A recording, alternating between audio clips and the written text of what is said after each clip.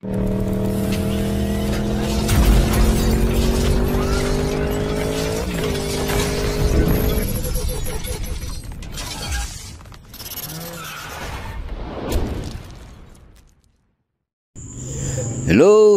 magandang oras, araw at gabi mga kadiskarte.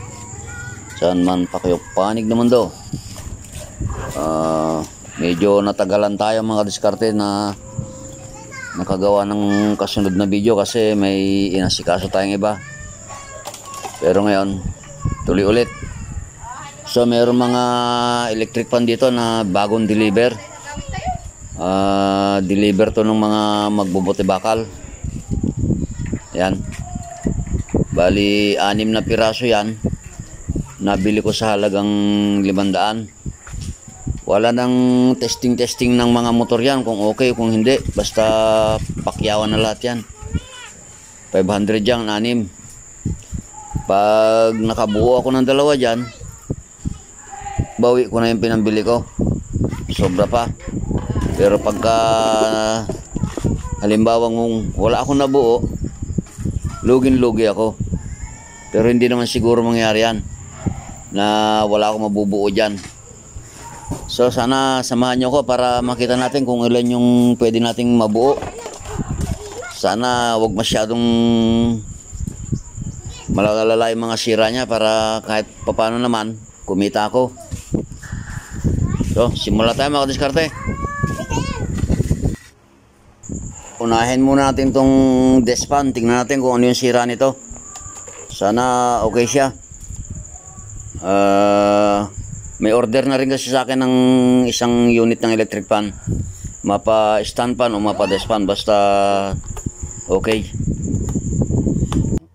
Ang bentahan ko dito sa mga recondition na electric fan, halimbawa itong despan, nasa 300 hanggang 400. Depende doon sa brand. Doon naman sa stand pan, 450 hanggang sa 600. Depende rin sa brand ng electric pan. Kasi meron talaga yung mga magagandang brand. Halimbawa yung branded na 4-way oscillation, ayun, mga nasa 600 yon. Pero may warranty pa rin naman yon.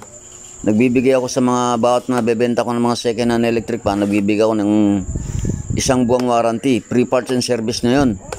Para may pakonselo naman ako doon sa mga buyer ko. Kahit na anong bilhin nila sa akin, washing machine, flat iron o kahit ano na recondition ko, may 1 month warranty talaga para sa mga buyer ko. So yan mga kadiskarte, nakalas natin tong despan na unang kinalas natin, pero tamado na rin yung motor nya, grounded na, kaya change motor. Pero dahil wala pa tayong pamalit, subukan pa natin magkalas ng iba. Sana yung susunod na kakalasin natin okay na yung motor, para nang sa gayon hindi naman tayo masyadong malugi, kumita naman tayo kahit papaano. Ito yung kinalas nating makina, solo makina lang to, wala siyang kaha. Sana good to, para ito na yung sasalpak natin sa electric pan na gagawin natin ngayon. I-assemble natin. Bale, good yung motor nito. Yung fuse lang ang papalitan natin. Sa mga baguhan, magtatanggal itong mga insulator, itong mga dugtungan ng wire dito. Kasi minsan dumidikit na ito, mahirap nang hugutin. Pag nagkamali ka ng hugot, baka malagutan pa kayo ng wire, baka mahirapan na kayo magdugtong. So ang gawin nyo, yan, tulad ng ginagawa ko, pinipsil ko muna ng long nose yung insulator para lumuwag siya. Kung sa gayon, madali na lang siyang tanggalin, para madali natin baklasin yung paglalagyan natin ng fuse. Yan, isil-isilan nyo lang, huwag lamang sobrang lakas, baka mapunit naman yung insulator. Tamtaman lang. Yung iba, pinaiinitan nila tayong mga insulator para lumambot. Pero sa akin, okay na itong ganito. So, bali, napalitan natin ng fuse. Hindi ko na pinakita ko paano magpalit kasi may mga video naman tayo na ginawa na kung paano yung tamang pagpalit ng fuse ng electric fan.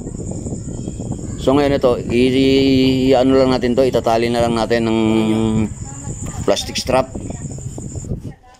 So ayan mga kadiskarte, okay na siya, naitali natin.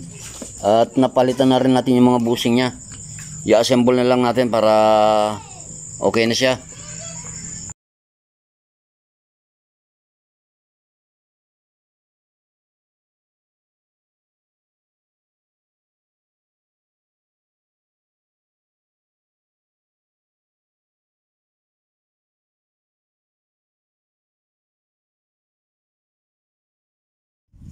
Subukan nga natin isaksak mga kadiskarte.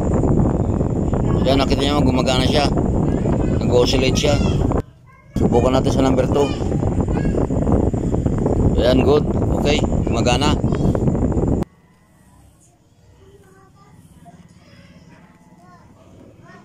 Sa number 3, so good, gumagana na siya. So grabe lakas. So okay na to, pwede na. I-ayos na lang natin itong mga wire, tapos lalagyan na natin siya ng kaha. Kahit na hindi na yung original na kaha niya kasi wala na yun. Bali hanap lang tayo ng bakanting kaha, doon natin ilalagay.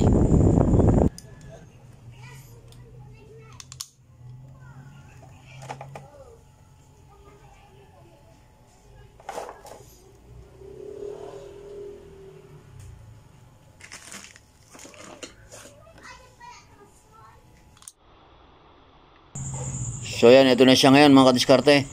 Standard yung makina pero Astron yung kaha.